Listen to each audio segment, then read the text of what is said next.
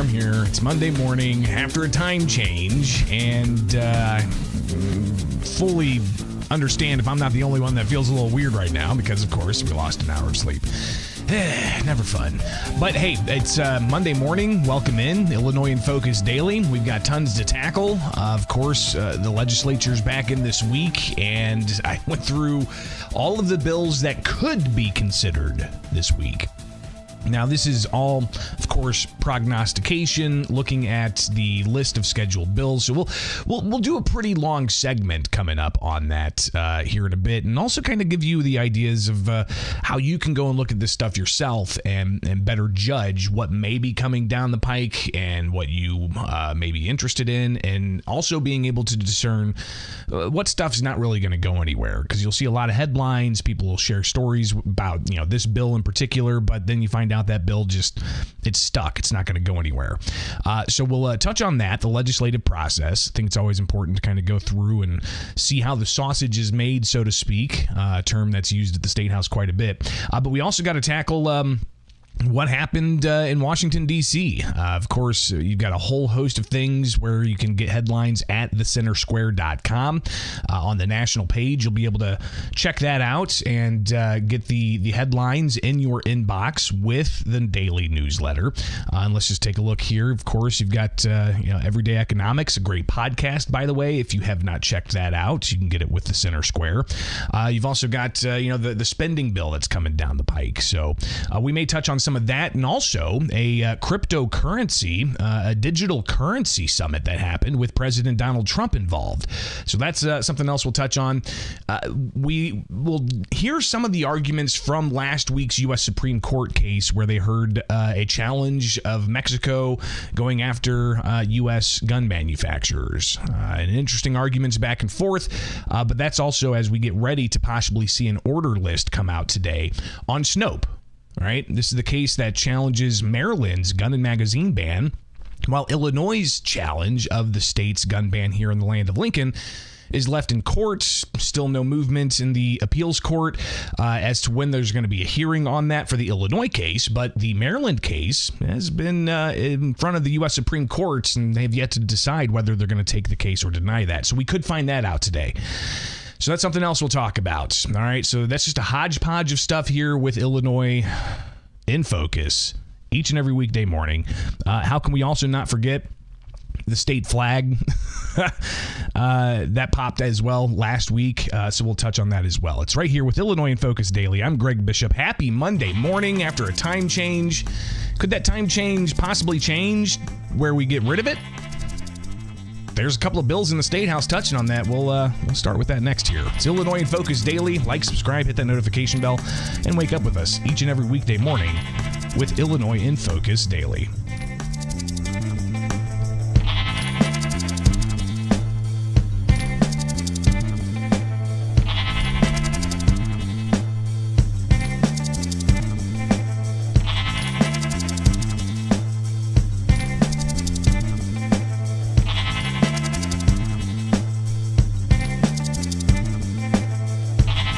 Illinois legislators return to the Capitol on Tuesday, where they're scheduled till Thursday. There's a lot of committee hearings. There's going to be surely an expectation of some fireworks on the House floor, at least. We don't really hear too much on the Senate floor until they get into heated debate about legislation, but we've already seen some fireworks in the House. Look at the past videos from last week, the segments showing, the politics of Washington, D.C. definitely playing out in the Illinois State House.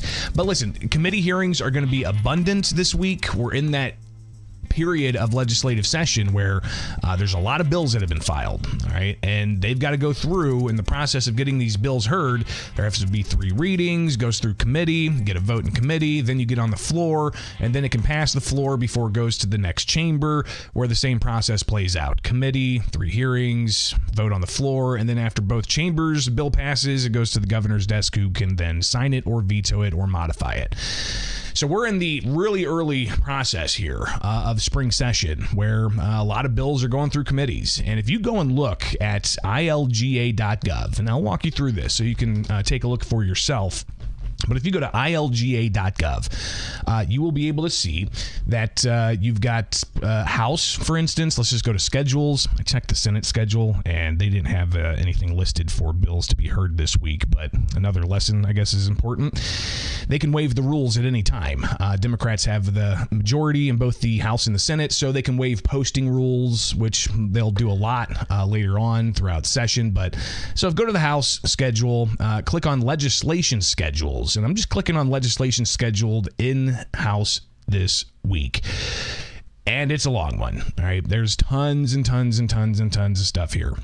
But if you go through it all, you'll be able to, fine tune and see different measures coming up.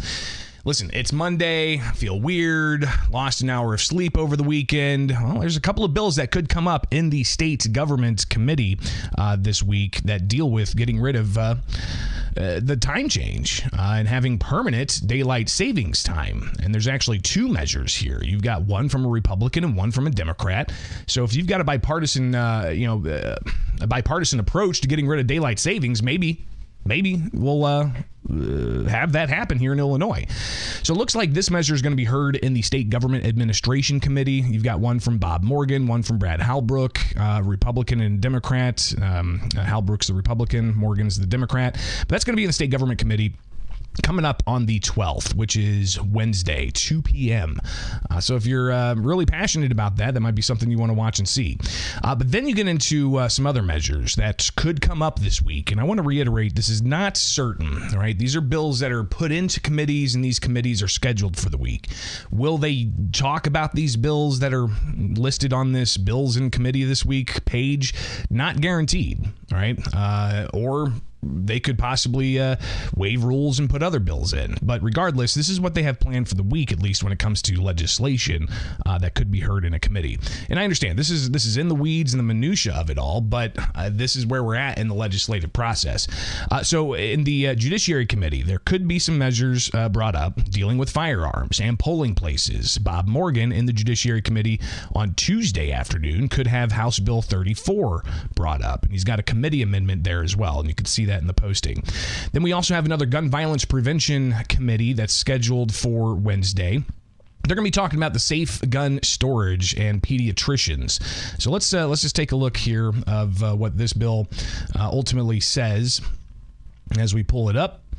It amends the Department of Public Health Powers and Duties Law of the Civil Administrative Code of Illinois, requires the Department of Public Health to ensure that pediatricians ask about the presence of guns in homes and distribute safe gun storage information to individuals with guns in a home with a child. So I imagine that the Gun Violence Prevention Committee, if this is brought up, you're going to have some pretty heated discussion as they likely become heated, especially around the firearms space. All right, here's some more gun legislation that could come up in the Gun Violence Prevention Committee, another safe storage measure. Then you also have Maura Hirschauer, Democrat from Batavia, has House Bill 1790, which I've heard the Illinois State Rifle Association propose this, and that is to have an income tax credit for the eligible purchase of a firearm safety device. So again, this is a measure that is in committee. Could it be brought up? We'll be watching that again coming up on Wednesday in the Firearm Gun Violence Prevention Committee. But you also have in Revenue and Finance another measure that deals with firearms. This one coming from Rita Mayfield, and it deals with taxing firearms. So what's we got here? We got... It would amend the Use Tax Act and the Service Use Tax Act, the Service Occupation Tax Act, and Retailer's Occupation Tax, imposing a 3 3/4% surcharge on firearms and firearm components and parts. That's currently being challenged in Cook County. I believe the case that Todd Vandermite has, and we'll have to follow up on that about the taxation of Second Amendment privileges. People will call them rights, and there's a Second Amendment right to keep and own a firearm and bear arms. The well-regulated militia being necessary for the security of a free state, the right to keep and bear arms of the people shall not be infringed. So will that have some conversation in Revenue and Finance? Again, it's in committee, but it has not moved yet, and it could come up when they have a hearing at 4 p.m. Tuesday, so Tuesday afternoon. You've got other measures here dealing with a FOID card and CCL expiration, maybe requiring a firearm safety course with the FOID card, leveling some penalties for people who lose a firearm, for instance. But again, these are just measures that could come up in committee. They're listed on this legislation scheduled for the week page, which is a long list. But I also want to just take a moment here before we get into some other measures and just real overview here. If you look at Speaker Welch's list, I want people to understand this. This is kind of, again, we're in the early phases of the legislature. May 31st is the deadline to pass bills, including the budget, with a simple majority. And if they don't pass anything, before May 31st and they want to try to do it afterwards, it takes a super majority if they want the measure to go into effect immediately. Just some of the minutia detail there. But as we get close to the end of the deadline, May 31st, there's going to be some priorities that pop up that they weren't necessarily thinking about back in April or back in March, that they need to get across the finish line. And that's where we have shell bills come in. This is an example of what all the shell bills are. So Speaker Welch has just a list of dozens and dozens and dozens of bills. For instance, a lot of them, if they have a cash sign next to them, it deals with the budget. So the Arts Council, how much is the Arts Council looking to get? We'll open that up, and you can tell here that it's really just a kind of placeholder, because the Arts Council is not going to ask for $2. Right? They're not going to be asking for $2. Just as, the Education Labor Relations Board, they're not going to ask for, I bet it's $2. Yep, $2. See, so these are considered kind of shell bills, and they go even further than that. If you keep scrolling through Speaker Welch's bills, of course, all the budget bills are going to have, just general $2 provision, which they'll amend as they go through the budget process. But let's just take a random bill here from Animals and Tech, and you open that up, and it'll show you that it's an amendment for the Illinois Brand Act. Makes a technical change, right? Okay, what's that technical change? If you scroll up to full text, you'll see the actual bill is filed, and all it does is it replaces the word "and" with "and," right? So this is kind of the shell bill type of system that Illinois leaders on both sides, even Republican leader Tony McCombie, has her own list of dozens and dozens of shell bills that are filed. So that's just a little bit of kind of insight, right, of where we're at in the process, how these bills are going to advance through committees, how you can get a little bit of an ahead as to what's coming up, but then also understanding all the shell bills that there are and how those could rear themselves around the last week of session, depending on if a shell bill with replacing "the" with "the" passed the House and is now in the Senate. Then the Senate can take that House bill, gut it, and then pass it with new legislation into the House, and they can get that through quicker in the last week of session. So we'll be watching all of that. That's my job, is to distill this down and to let you understand how this process works. But there's tons of other things in committee. I'm just going to scroll through some of these, right? And a lot of these are really controversial. The Homeschool Act, you've heard a lot about this. Last week, you had the Cherry Pie Day with homeschoolers showing up to the Capitol to lobby their lawmakers to say they want homeschool freedom. So that could come up in the Education Policy Committee on Wednesday in the morning at 8 a.m. So that's going to be an interesting hearing. You've got changes to the Trust Act that Lisa Hernandez is looking for. What does this do? This is coming up in the Executive Committee on Wednesday morning. It amends the Trust Act, which is the law that a lot of people say makes the state a sanctuary state. And it says provides that law enforcement may not retain information regarding the citizenship or immigration status of place of birth of any individual, given any immigration access, including a telephone or other communication medium, rather than only including by telephone, to any individual who's in that agency's custody.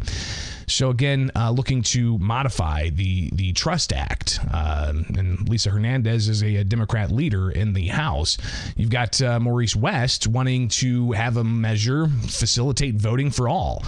This measure seems to change the language on what exactly is an eligible citizen. Says facilitating voting by all eligible citizens act provides that all eligible citizens shall cast a ballot in every general election. Provides that an eligible citizen who casts a ballot in a general election shall satisfy the requirements. So provides all eligible citizens shall cast.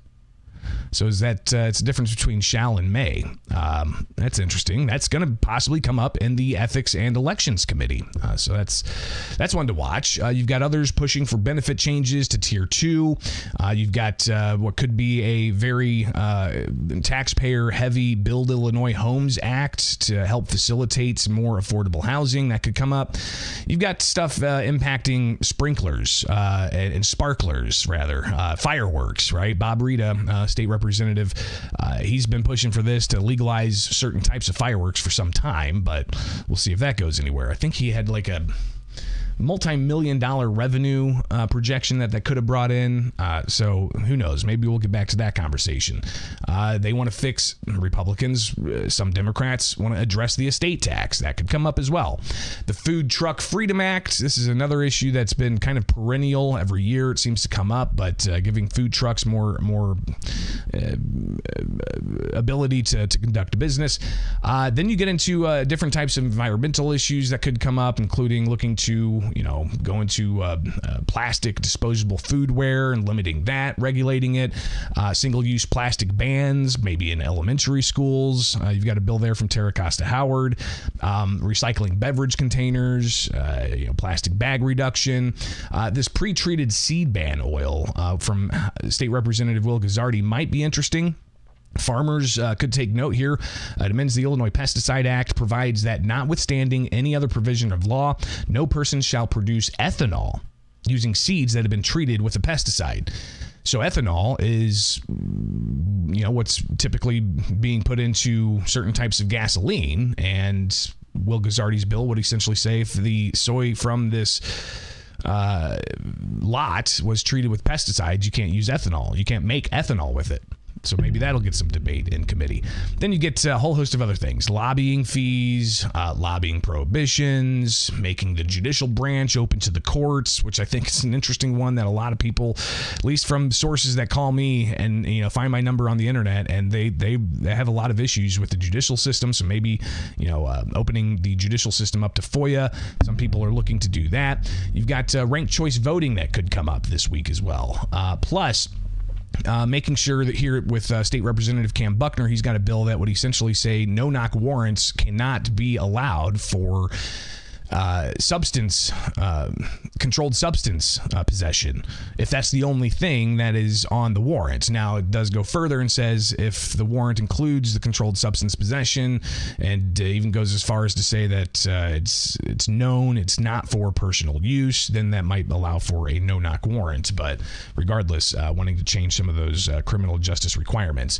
And then you get things like State Representative Chris Miller. In state government, he could have his measure to allow for for individuals with bona fide religious exemptions to not have their photo taken on an ID card. So again, just some of the variety of things that could come up at the Illinois Capitol this week, stuff that we're likely going to be hearing about all throughout the week. And I wanted to take time on this Monday as we are all experiencing a little bit of sleep depravity. Deprivation. See, I can't even speak this morning. I'm losing an hour of sleep. So maybe there will be a substantive conversation about Representative Bob Morgan and Representative Brad Halbrook's permanent daylight savings time measure. Then we get into the debate. Do we want to keep daylight savings time permanent, or do we want to keep the other one permanent? Which one are we going to go with? I don't know. All right, it's Illinois in Focus Daily. Like, subscribe, hit that notification bell. Wake up with us each and every weekday morning here as we break down things you need to know to get going on with your day here in the land of Lincoln.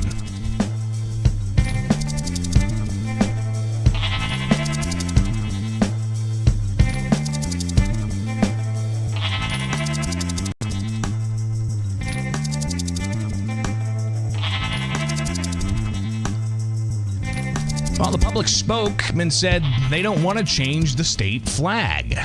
Here in Illinois, there was a several weeks long process of people selecting different types of flags that they may want to have the state change to.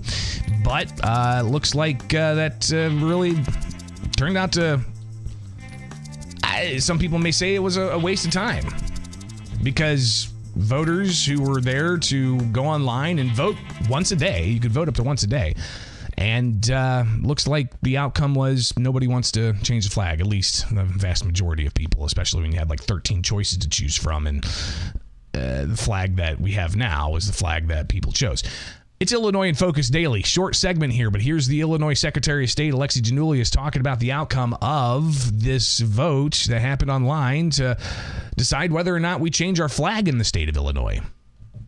State Alexi Giannoulias. I'm very excited to announce that the votes for the new state flag design have all been counted.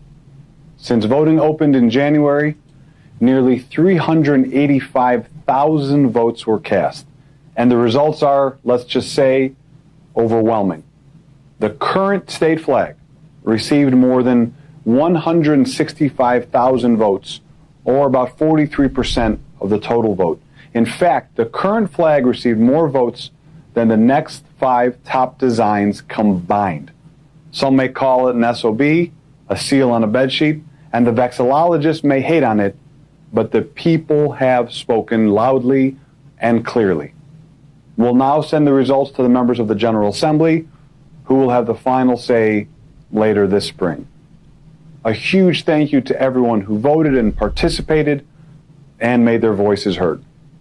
Again, hi, I'm Secretary. It's Secretary of State Alexi Giannoulias talking about 40+% when, again, you had 10 new proposed flags, and then they said you could also choose one of the 3 previous flags, including one of the the current flag that we have, right? So 13 choices. Of those 13 choices, the people who voted online, who could vote once per day, listen, I understand there were some people who found a way to vote on their phone and on their desktop and whatnot, but regardless, I mean, if you're going to have an online vote like this, you can expect some of that, but 43% of the people chose the current flag. And as the secretary said, that number was, more than the next 5 vote getters of flags. Interesting. So yeah, there you go. Just wanted to get that out there for you. I know there was a lot of interest floating around of whether or not the vote's going to change the flag or what. But as the Secretary of State said, you got to get it over to the Illinois General Assembly, who will have the final say in what the next state flag could be. And are they going to go with the current one, which online voters suggest is the best way to go. It's Illinois in Focus Daily. I'm Greg Bishop. Like, subscribe, hit that notification bell, and join us each and every weekday morning here with Illinois in Focus Daily. Get the podcast where you get podcasts and get the newsletter at thecentersquare.com.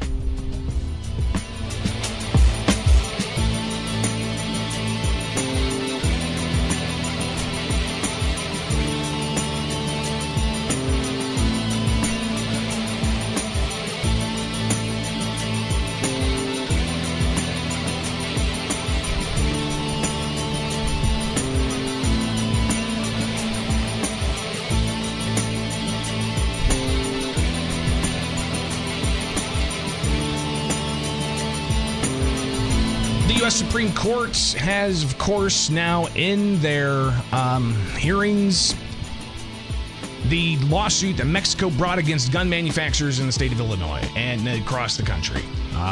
It's an interesting case, and here with Illinois in Focus, we'll just take a brief look at this as we prepare to see live whether or not the U.S. Supreme Court is going to release the order list here. We're waiting for it. All right, the order list is going to be released at 9:30. That's 8:30 our time. As we're live here, it's 8:25 in the morning. But before we get to that, I did want to just kind of tap into some of the arguments in the case that Mexico brought against the U.S. And gun manufacturers across the country. This is rather fascinating. But here we got just some of what the U.S. Supreme Court hearing opened with the arguments against Mexico coming from the United States litigants. Mexico asserts that American firearms companies are responsible for cartel violence ravaging Mexico. Its theory is that federally licensed manufacturers sell firearms to licensed distributors, who sell to licensed retailers, a small percentage of whom sell to straw purchasers, some of whom transfer to smugglers, who then smuggle them into Mexico, hand them over to cartels, who in turn use them to commit murder and mayhem, all of which requires the government of Mexico to spend money. Needless to say, no case in American history supports that theory, and it's squarely foreclosed by the Protection of Lawful Commerce in Arms Act. As to proximate cause, this court has repeatedly said there must be a direct relationship between the defendant's conduct and the plaintiff's injury. But no such relationship exists if plaintiff's injury is caused by multiple intervening independent crimes committed by foreign criminals on foreign soil to inflict harm on a foreign sovereign. So that's just some of the opening statements. Of course, they get into a lot of the legalese and the back and forth with the precedents that are set in other courts, but just another argument here in the opening of the American litigants in this case. Indeed, if Mexico is right, then every law enforcement organization in America has missed the largest criminal conspiracy in history operating right under their nose, and Budweiser is liable for every accident caused by underage drinkers, since it knows that teenagers will buy beer, drive drunk, and crash. The First Circuit gravely erred in embracing that implausible theory and should be reversed. So again, the arguments here being made by the U.S. litigants and trying to say that this is just a case of, epic proportions that they don't have proof of, or it shows that there's been this huge conspiracy that every law enforcement agency in the country is just totally ignored or can't see themselves. Well, the claims from Mexico brought up as well, because when you have these hearings, you have a group of litigants go first, another group of litigants go second, and then the first ones that went get the rebut, depending on how the case got to where it's at, on appeal all the way up to the U.S. Supreme Court. So here we've got the appeal coming from the U.S. litigants, and then Mexico had to respond to that. Mr. Chief Justice, and may it please the Court, Mexico's complaint pleads that petitioners aided and abetted violations of specific federal gun laws, and that those violations proximately caused Mexico's harm. That satisfies PLACA's predicate exception. First, the complaint details that petitioners deliberately supply the illegal Mexican market by selling guns through the small number of dealers that they know sell a large number of crime guns and who repeatedly sell in bulk to the cartel traffickers.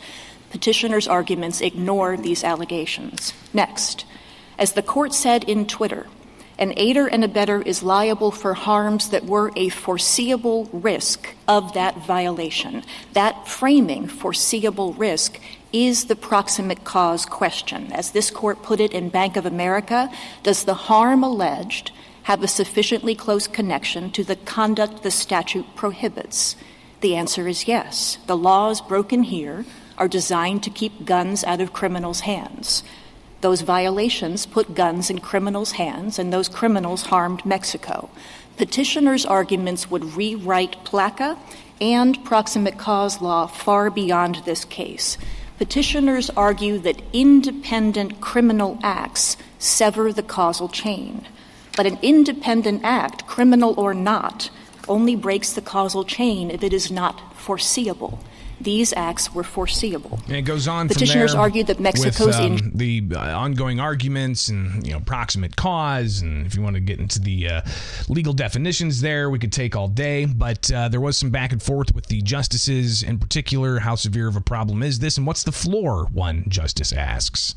Which you allege that 2% of the guns manufactured in the United States make their way to Mexico.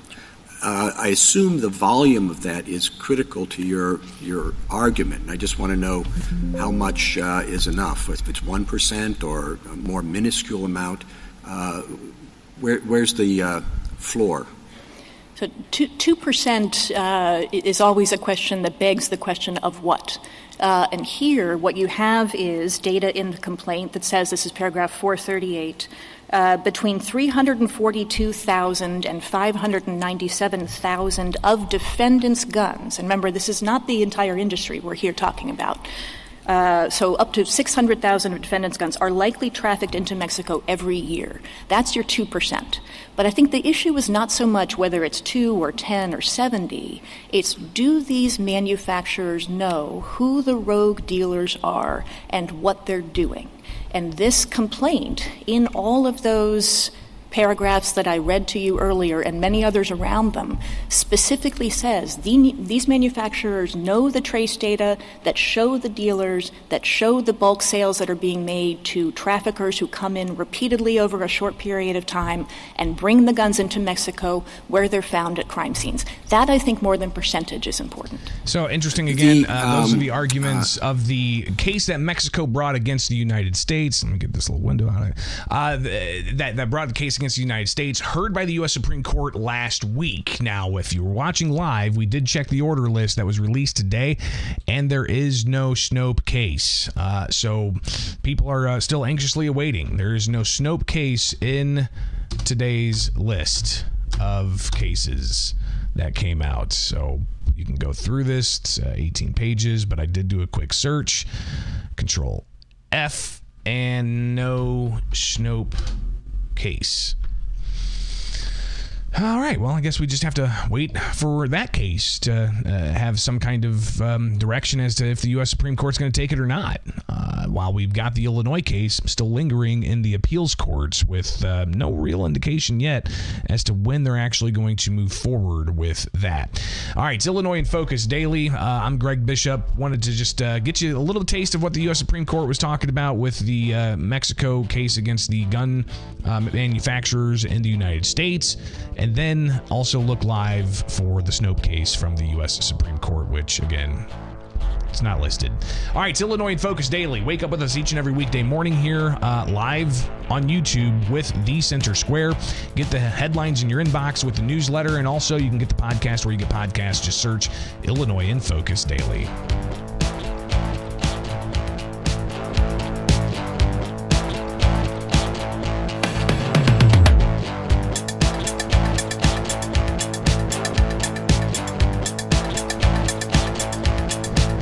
Monday.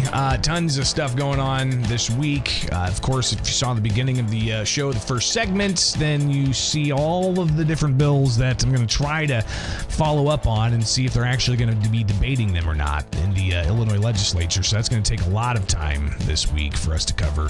But hopefully it's beneficial for you to kind of absorb that knowledge. And that's what this is all about, just to keep you informed. It's Illinois in Focus Daily. Like, subscribe, hit that notification bell. Wake up with us each and every weekday morning and get the headlines in your inbox at thecentersquare.com. Get the newsletter by subscribing today. It's free right here with Illinois in Focus Daily. We'll see you tomorrow.